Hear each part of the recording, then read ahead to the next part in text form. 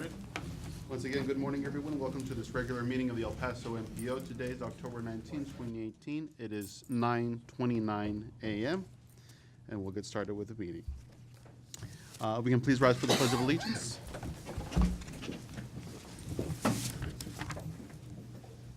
I pledge allegiance to the flag of the United States of America and to the republic for which it stands, one nation, under God, indivisible, with liberty and justice for all.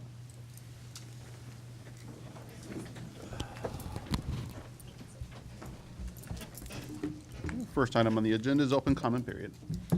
We have Mr. Mike Rooney.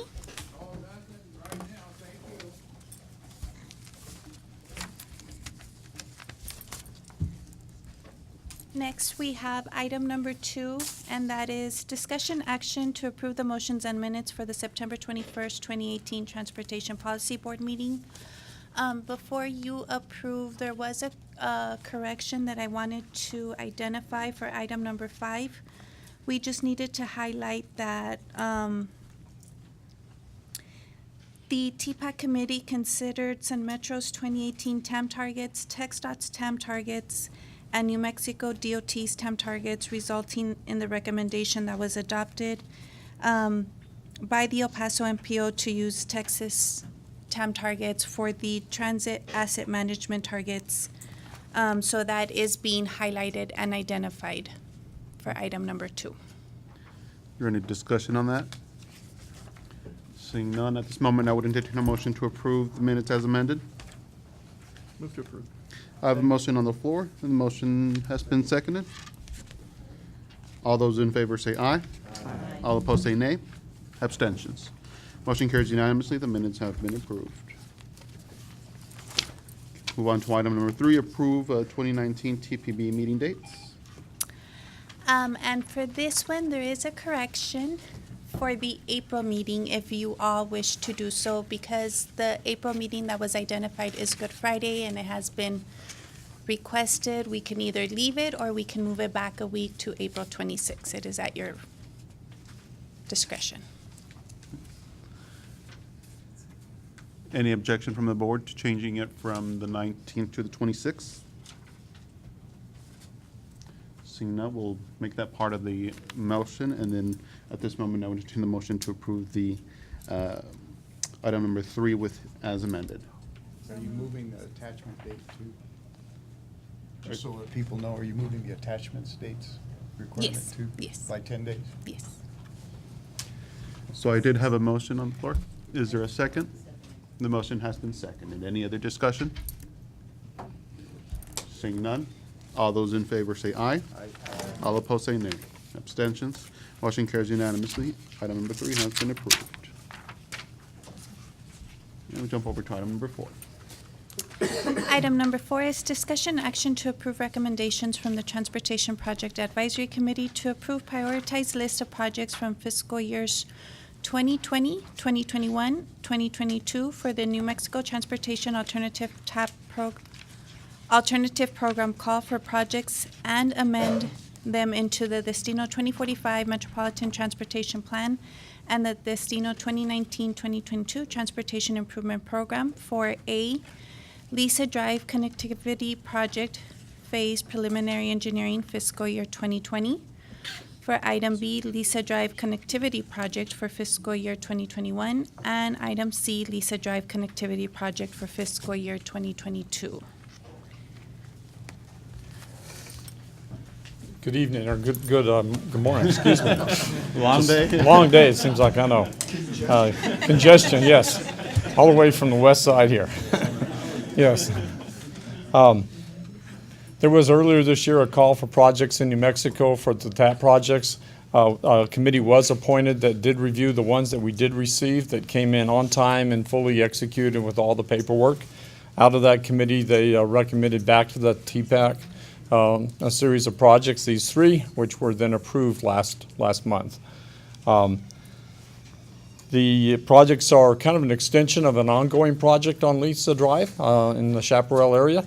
They're building safe routes, basically, along a section of Lisa Drive that has no sidewalks in front of Chaparral Desert Trail Elementary and Chaparral Middle School, okay? And this will, engineering would then continue that further to the east. So this is a good project to help create good projects. I do have a request that this project be approved contingent upon conformity approval of the Destino 2045 documents, which is underway. Any other questions?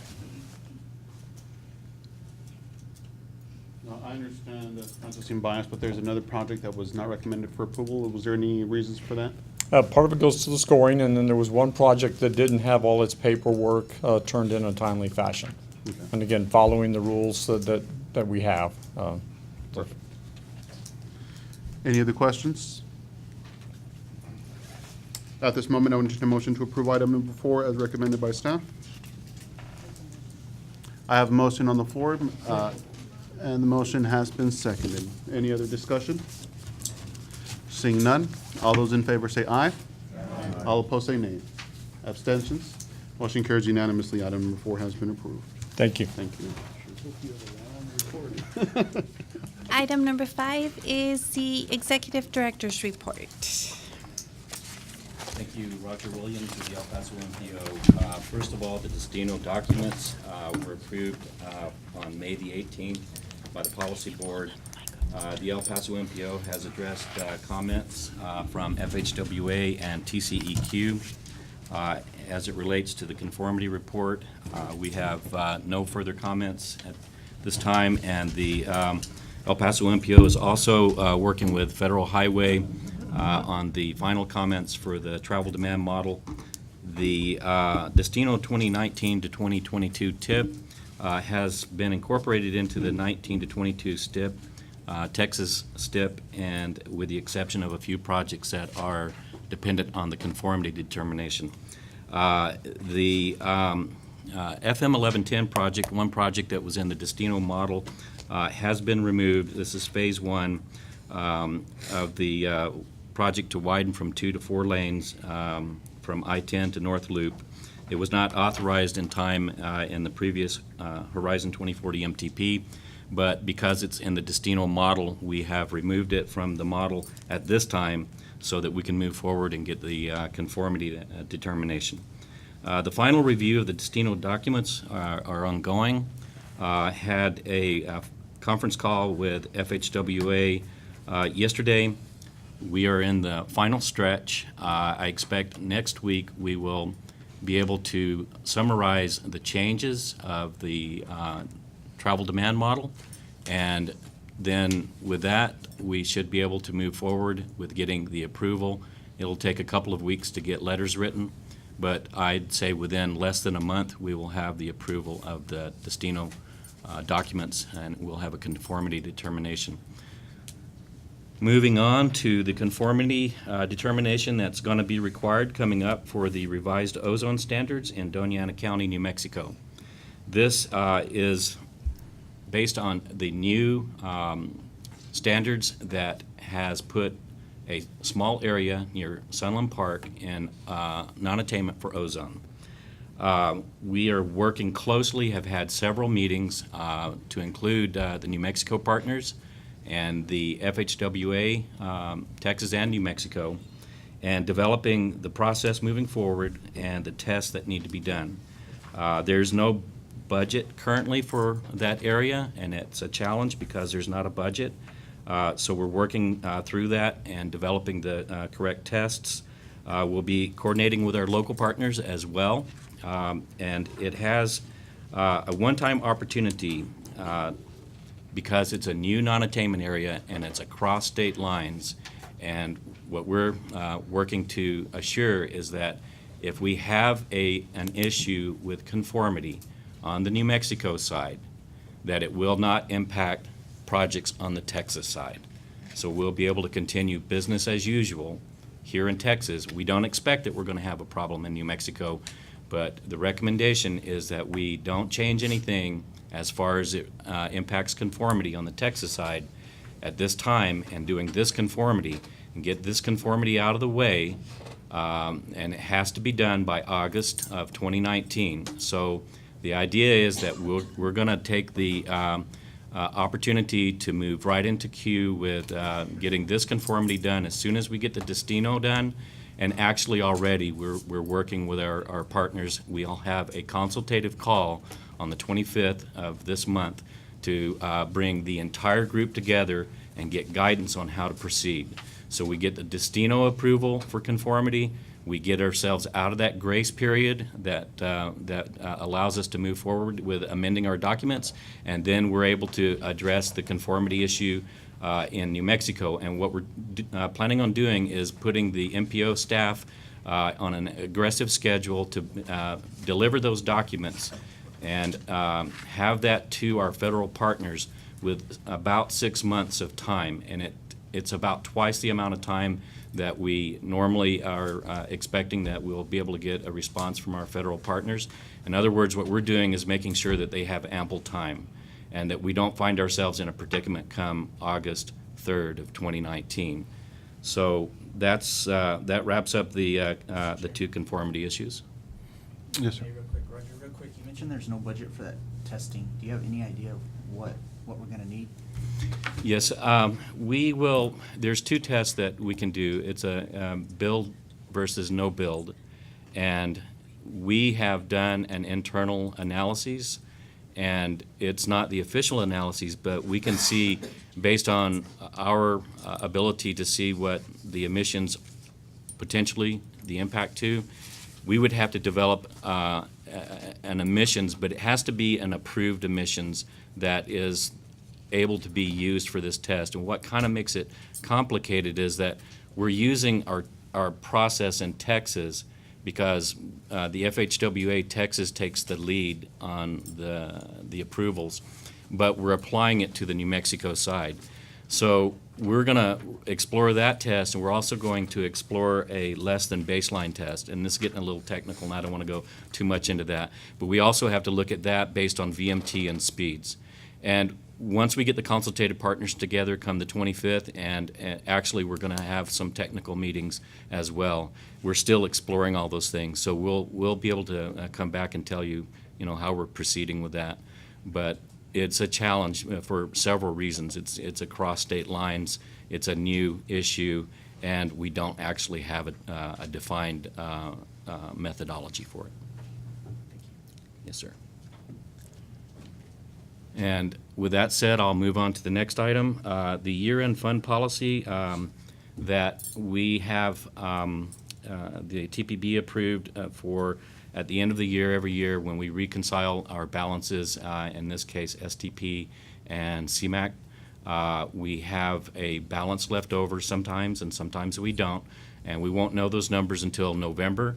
But we are putting an ad hoc committee together so that the ad hoc committee can start looking at the way to approach this, and that there's a very small period of time from the end of November when we know what we have, and in basically either the December or the January meeting, the policy board needs to make some approvals on projects that are going to move forward. So the ad hoc committee is going to look at some of the tools that we have in-house, and one of them being the project readiness report.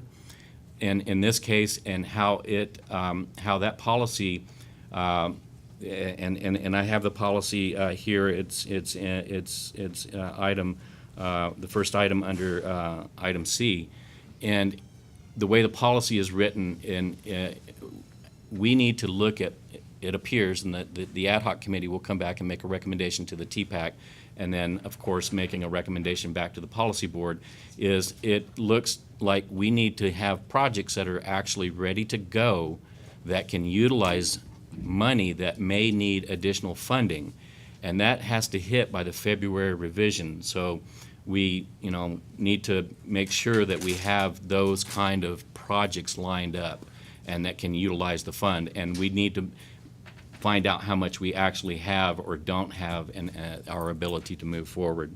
So we'll be bringing the ad hoc committee together. We're, I think, meeting 2nd of November with the ad hoc committee. We have November the 7th TPAC meeting, and then the TPAC will make probably in the December timeframe recommendation. So Yes, sir. are you going to do a call for projects The ad hoc committee will be looking at that possibility. If it, Well, you're saying there's almost no time after they right, there's determine- very little So time shouldn't to we do- be putting together potential projects right now to have it ready to go? yeah, yes, sir. If we look at and we just received back from the entities, the project readiness report, which gives us a good indication of projects that have an approved environmental, or they're near that point, they're ready, and they may need and have identified additional need for funding. So, we're not talking about a lot of funding either, so, and with that said, you're exactly right, having a call for projects with that kind of time. The February revisions are critical to making this, and it's difficult to do that, but the ad hoc committee will explore all of those things. I just think that each of the members here then need to look at what projects they may want to put in for that, have it ready to go. And the project readiness report is looking at current projects. And in what the ad hoc committee needs to look at as the policy is written and how it relates to, and we have two other policies that need to be considered here, is there's a call for projects policy. And is this policy for the end of year policy meeting the criteria of the call for projects policy? Or is the way it's written looking for projects that have the ability to move forward, because it's very specific the way that policy was written. So those are the things that the ad hoc committee, you're exactly right. Those are the things that we need to make sure that we come back and give you a good recommendation. What do you estimate? I'm estimating about $3.6 million of STP because of some a project potentially that didn't let last year that might be available to roll over, but there's a lot of things that happen. There's change orders, overruns, and other things that can impact that. And then another thing that we're looking at, Representative Pickett, is the obligation limitation and how that ties into it. Because we know at the end of the year, the federal obligation limitation has an impact on those balances as well. You're meeting the 2nd and the 7th, and so how, you will know? No, by sir. then? The 7th is really a report back to the TPAC. It's going to be the December or the January meeting before we'll be able to make a recommendation back to the policy board. In January, the policy board actually needs to be able to give us an approval on moving forward for the February STIP revisions. So it's still kind of, it's a maybe call for projects. That's, yeah, depending on. There how- may be 3.6 available in And- STP. How about the CMAQ? And the CMAQ, about $1 million, but there's things that can impact that, and we need to be considering. And I'll come back and give you a more in-depth report later on some of the things that are going on with our CMAQ program right now. And the short of it is there's San Antonio coming into the mix, and the formulas aren't changing, but the amount of CMAQ that's available across the state could be reduced. So there's a lot of things to take into consideration when we start thinking about how we're going to move forward with any available money that might be coming from 2018. And all of that discussion will be happening with the ad hoc committee. Okay. So going off of the director's report, I do have one more thing to report. Maella is going to resign her position, and I would just like to say a few things. Maella is a true professional in every sense of the word. She has a tremendous amount of institutional knowledge, and she understands the MPO process. And, we're all going to be impacted by this. She keeps us all in line, keeps order. And I would just like to say thank you, Maella, for everything, and best wishes in your future endeavors. And I know you'll be awesome. So thank you. I don't think I can do my job anymore. A lot of us are going to feel that way. So this will be Maella's last policy board meeting. Yeah, we will miss you. Do you want to say anything, Maya? It's been a pleasure pleasure working with everybody. It's a great staff, great organization, and I've learned a lot over the years, and I am thankful for that opportunity. It's expanded my knowledge, and I am grateful for that. Thank you. Thank you, everyone. Thank you. Thank you for what you've done for the organization, and I know personally, to me, you've been a fantastic help. And you do keep us in line in a lot of cases, and we do appreciate what you've done over the years. And, you know, we've transformed over the last several years, and I'm sure you had a lot to do with that process. So thank you for your contributions. All right. So any other questions on the executive director's report? No? All right, our next meeting for the TPB is scheduled for 9 a.m. on November 16. Also, before I adjourn, I wanted to announce, I want to establish an ad hoc committee for review and staying abreast of the conformity issues that the MPO is dealing with. And I want to create a 5-member board, and I want those individuals to include Alderman Miller, Representative Ortega, Mr. Bob Bielik, Mr. Trent Doolittle, and Mr. Ted Marquez. And the responsibilities would be to stay abreast of the MPO's conformity issues, communicate with staff any plan of action, and to also make any recommendations, if necessary, to the TPB. Okay? There's no other discussion. Oh, I need a motion to adjourn. I have a motion to adjourn. Is there a second? The motion has been seconded. All those in favor say aye. All opposed say nay. Motion carries unanimously. We are adjourned.